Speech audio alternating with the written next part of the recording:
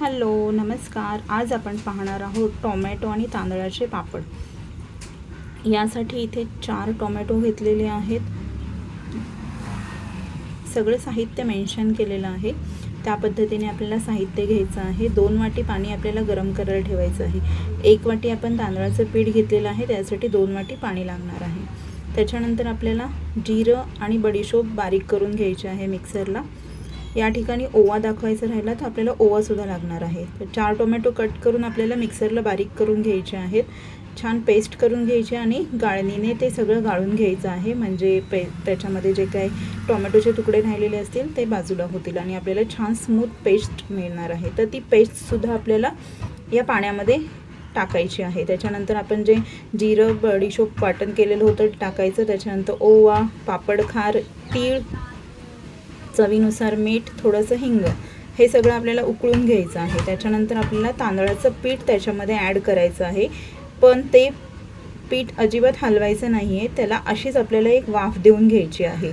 एक 5 मिनिटाची वाफ द्यायची। त्याच्यानंतर हे पहा अशा पद्धतीने त्याच्यानंतर आपल्याला हे मिश्रण हे लाटणं घेतलेलं आहे आणि त्याच्याने आपल्याला ते घाटून घ्यायचं आहे। सगळं पूर्ण पीठ आपल्याला त्याच्यामध्ये मिक्स करून घ्यायचं आहे पाण्यामध्ये।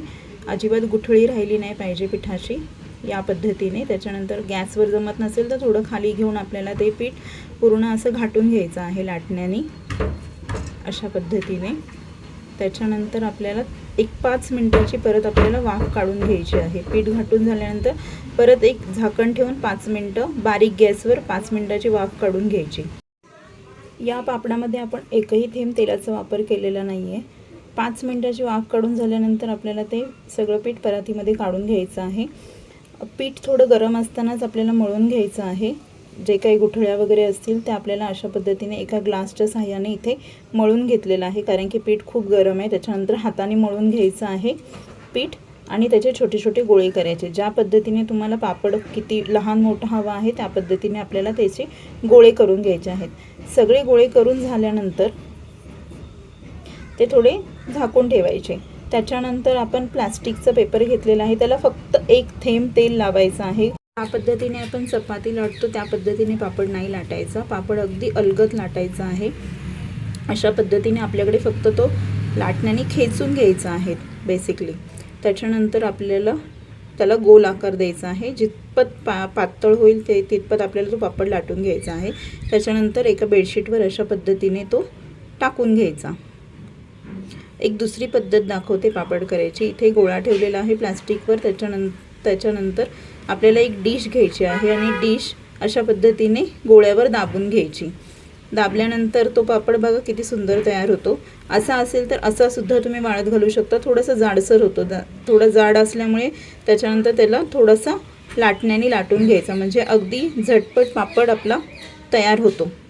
या पद्धतीने सगळे पापड आपण इथे उन्हामध्ये वाळून घ्यायचे आहेत। 2 दिवस पापड वाळण्यासाठी लागतात। वर्षभर छान टिकतात हे पापड।